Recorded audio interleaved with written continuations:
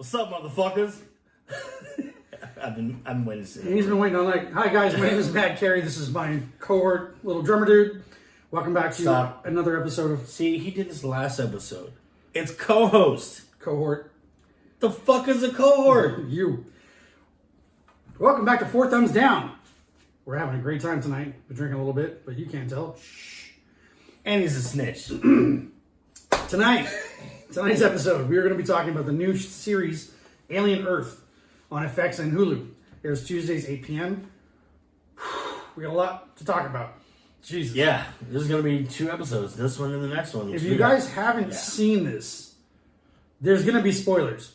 Yes. Go watch it. It's on FX and Hulu. If you can't, on demand. It was out Tuesday. Exactly. You're behind. You can watch it. You're behind. And there's 2 episodes. They aired 2, and that was smart. Because the first one grabs you a little bit. Second one, you're just full throttle. They filmed it exactly how they did the movies. Yeah. First one, character development, finding out who's who and everything. Second episode, I can't wait to talk about that one. Yeah. But, episode 1 first. We're just going to go back and forth.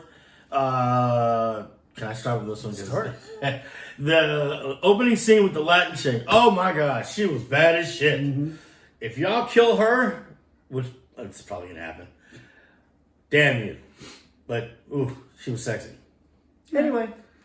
So on a more professional note. That was professional. Yeah, all right. Ridley Scott helped produce this. He got the thumbs up for Noah Hawley, who created the series. He's the head writer. There's about 6 different writers, all in all, for the whole series. Mm-hmm. I think this season is slated to be 10 episodes at 45 minutes apiece.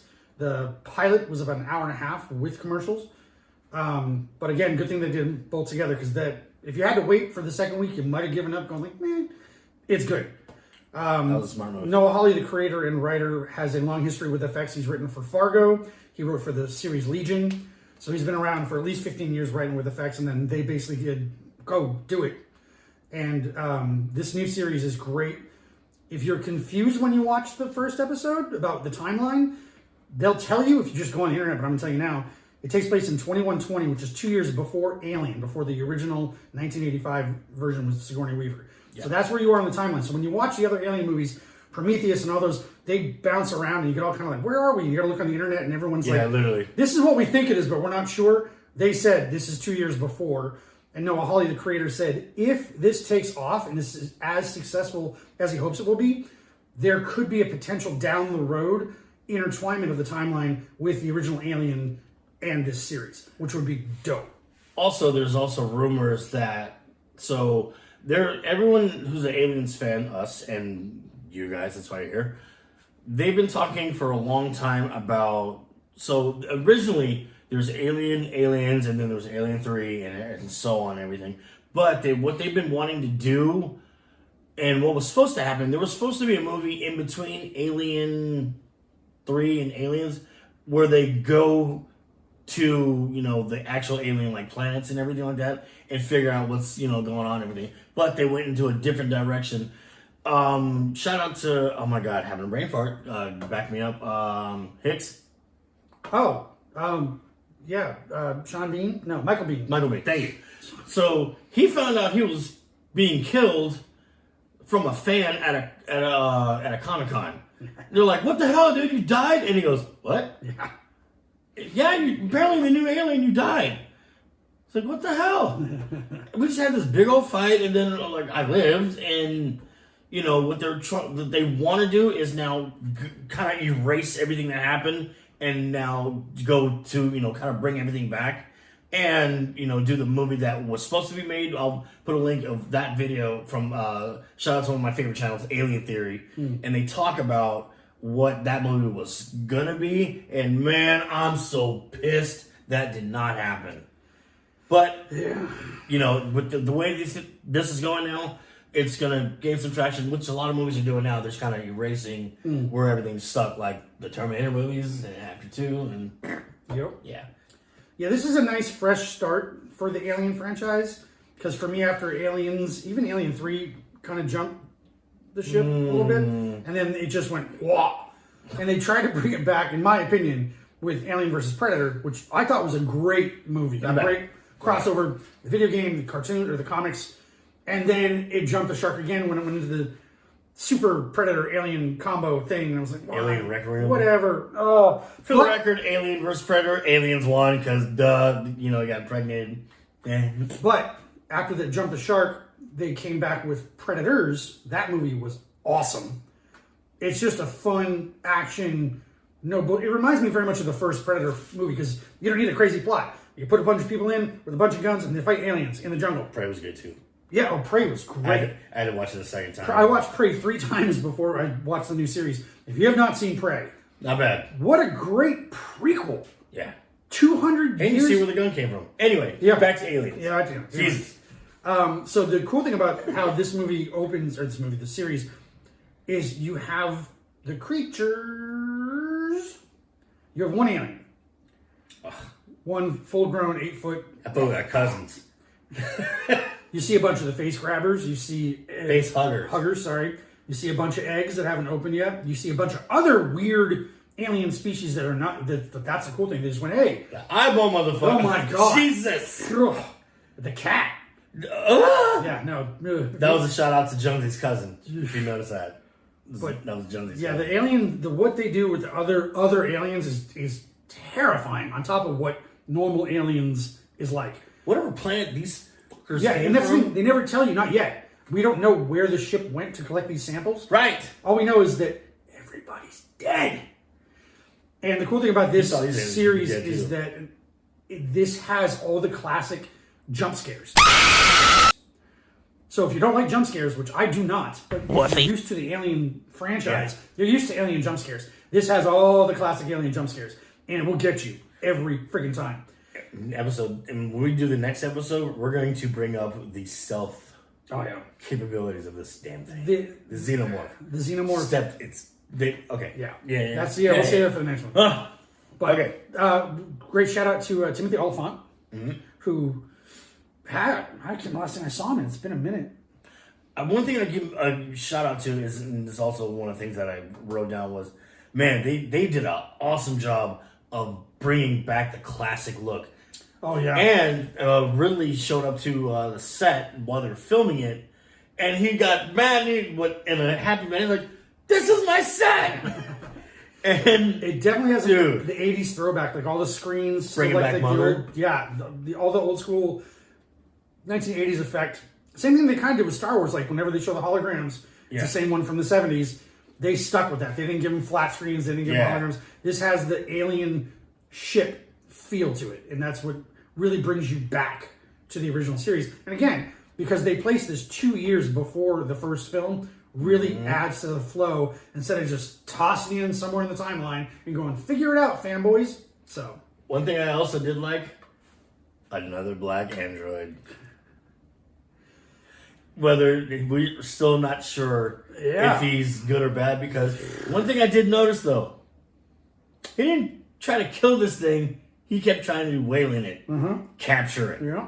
So there's a shot where I'm gonna see if I can put this photo up, where he's pointing his little Spider-Man gun, and it's behind him.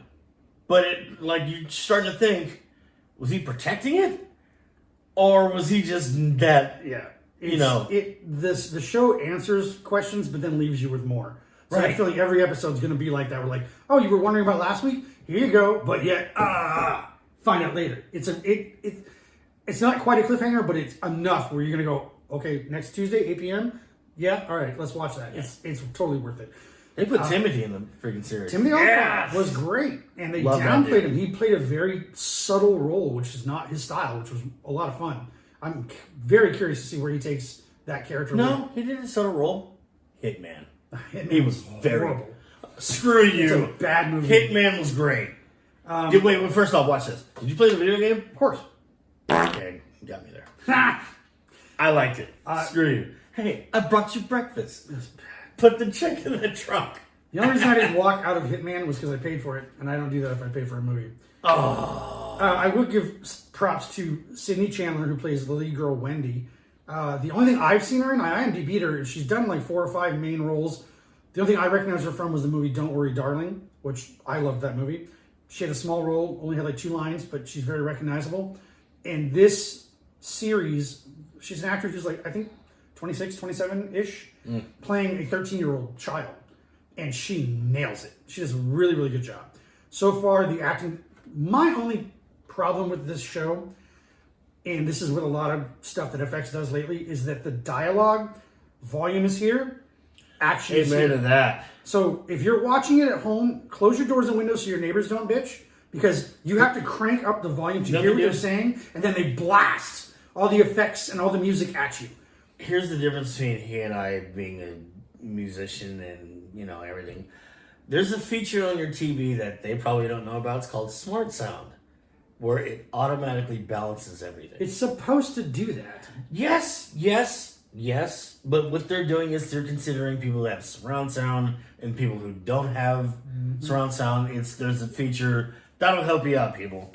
And also, yeah, the music in that. Speaking of music, Oh, are we jumping into episode 2? no. They did a great job. There's a lot of callbacks, music-wise, that will give you the taste of some of the previous Alien movies. Oh, for sure. It's definitely Very much so. throwback. Not like we were talking about the sets before. Yeah, throwback to the original, the first two especially. Yeah. But the music, it's not the same, but it's enough where you're like, okay, cool. And you ride the wave with the music. It's really good. Speaking of, also a compliment to I forgot, what's her name that plays the lead? Sorry. Sydney Chandler? Yeah. Yep. Hey, way to go on that superhero jump off the cliff. When she was on the cliff and I'm sitting there going, she's calling down to the girl down there, I'm like, bitch is gonna jump, bitch is gonna jump. It's like superhero landing. Come on. Felt like Deadpool's like, Superhero superhero landing. jump, superhero landing. It's really bad for your knees. But also, I was laughing at one thing though. So the scientist villain, tell me that dude doesn't look like the villain from Ocean's 13. Yeah, a lot. There's a little gymnast dude.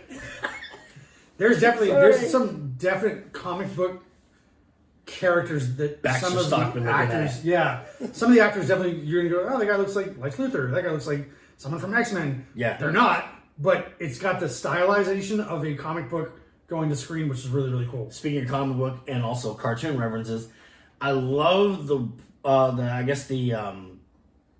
illusion that they were giving everyone and the references to Peter Pan. That I thought was pretty brilliant. Yeah. And the fact that, like, you know, they're giving all of them Peter Pan character like names, playing the cartoon in the ceiling, and just the fact they named it Neverland, and then the island kind of resembles Neverland from the actual Peter Pan cartoon. I thought that was like a good callback to like classic cartoons and kind of like the illusion of, yeah, you might die, but let's just go to a happy place. Yeah. There's a dark moment where one of the kids is being saved. I'm not going to ruin it for you. Watch the show. We already got All spoilers. right, spoilers. Yeah, So when one of the girls is being saved and she asks, when can I go home? And they say, never. Neverland. It's kind of dark, and that when you wrap your mind around like a 10 or 12-year-old kid going, oh, you're going to cure me of a disease, but then I can't leave? Oh, no, once we cure you, you're going to work for the company until you die, which you can't because you're going into a cyborg. So we own you now. I love the fact the way we work. Speaking of Cyborg, that motherfucker's cold-blooded, son. In the intro, he's like trying to like talk to mother and stuff like that, and the girl's like banging on the window, and he's sitting there like, "You're bothering me," and then looks up, pulls out his Terminator 2 torch, and seals the door in front of her. I'm like, oh damn! Yeah, just when you think he's going to do the right thing and save the one surviving crew member, Psych! he goes, nope, and seals the door shut so she can't get in. It's pretty dark. All right, so there was another thing. Oh, you know who else is in it? And I think because I get a lot of movie references, right, of like who is who. I think the kid that's one of the scientists or one of the information dudes. You know who I think that kid is? Remember that movie I did a long time ago with Fergie, Poseidon? Yeah. It's the kid. Look at his face. I think it might be the same kid. I should have done my research before then, but he looks exactly like him. But moving on to the next thing, the detail in the alien. Yeah. Oh, we've all seen the alien a million times. If you held a picture of every movie of the alien in the same type of headshot, oh my god, the detail is ridiculous. This one, because I know a lot of times people love with the alien films that you only see like the head or like the tongue grabby thing. Yeah. In Alien versus Predator, you Dude. see a lot of the aliens like full, because they're always like up above, jumping down, so you see the full. Yeah. This thing, especially in episode 2, you get a really good look at the whole freaking creature. Yeah. And All right, so a little spoiler from episode 2. There's a shot where the alien comes right here. So, all right, so actually, I can get a good comparison. Alien 3, when it gets to her face, when she's in the little, I guess the prison? the medical bay or whatever, take that shot and take the shot where the alien comes by. Oh, man, the details, like, literally, is if you clicked HD, this thing. Yeah. Oh, It's really so great. And it's one of those shows where, like, now that you've seen it, which hopefully you have, you had the same feeling when we watched it as, like, what the fuck? And then things do happen or don't happen. You're like, what the fuck? I guess And you're going, cursing now. Episode 3 is coming up. All right. So, yeah. Go watch it if you haven't seen it I yet. like the new Pulse Rifles, too. Yeah, they're dope. Yeah. They actually got, like, attachments to them now. What else? Oh, that was another thing. So, there's a scene in there. How the fuck did you not feel that spider bug on your fucking neck? Oh, God. Like we were talking What about the hell? the other creatures they found on the ship. Oh, okay. So they had the eyeball thing that was like an octopus and a squid Ooh. with eyeball head, and then they had this like scorpion-like spider about that long, and when it bit you, It sucks your it blood. fucking increases body. Oh my god! Like, there's 2 of them, and there's 2 victims for this one alien so far. Cyborg's cold-blooded. When it bites the first guy on the jugular and just basically drains him dry, it goes from being a bug to this balloon full of blood that just But it crawled off. on him. But it crawled on him. What? Like 30 minutes ago, before they were I know, victims. it's so messed How up. the- How do you not feel that? Dog, you feel this, and this bitch is crawling on your neck. The one time where I was like, black instincts are still not a thing in the future. What the fuck? What else? Yeah, creepy ass spiders. I like the fact that, like, I'm not sure if I probably mentioned this earlier. The fact that they shot these episodes exactly like Alien and Aliens, where, like you were saying, first episode, character development, let's figure some shit out. Who's who? All right. Second episode, let's just get to the second episode, because all right. So great pace. Just understand you're learning the first episode. Second episode, you're going to get on board. If you're an Aliens fan, you will get on board by the second episode. They brought Ridley Scott back as an executive producer. He's For a reason. one of the co-creators of the original Alien film, and you feel that when you watch the show. Like, you know Ridley's going, that's exactly what I wanted. So if it doesn't get picked up for a Can't second complain. season, I'll be absolutely shocked.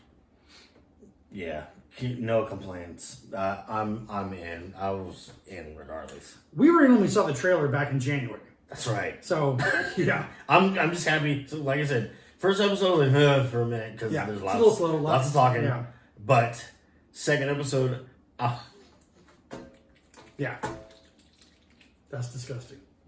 something Alvin would do. All right. Tune in soon for the Yeah. second episode of Alien Earth. Where can they find you? We're on YouTube on Little Drummer Dude channel. Oh, the show's I on said FX. Me. I live in Studio City. No, don't do Security, episode 57 and 6. Yeah. Understanding the assignment. Matt Carey, what's your Instagram? that. At the Matt Carey. Cary. No E. I learned that the hard way. Yeah. For You many messed years. up my shirt. Funny side note, I had a teacher in the first grade telling me I was spelling my last name wrong because there was no E. She's like, there's an E. And I went, okay. So I started adding the E, Carey. And I got in your trouble bro- with my dad. He said, what are you doing? Why are you spelling your name wrong? I said, the teacher said. He said, well, I'm your dad. I'm saying, I go, how do you balance that when you're in the first grade? Dad said, but teacher said. Slap her with your birth certificate and be like, ha! So when I started spelling it correctly, Slap her. and she gave me a demerit, because first grade, thankfully, there were no Fs back in the 80s. And I got in There were trouble F's for it. in the 80s. You got Fs all through your life. No, I did not. I went to a school better than yours. Anyway, tune in next time It's for not like Alien that when I Earth said there's lots of F's in the 80s. episode 2 coming to you very soon. Pardon my friend. You can find me at Lil Drummer Dude, Lil Drummer Dude. You know, apparently, some people say little. It's wrong. Lil. Yeah. So no E in his name, and it's No. Lil in mine. No little in his. Get it right, mother. All right, we're out. Episode 2.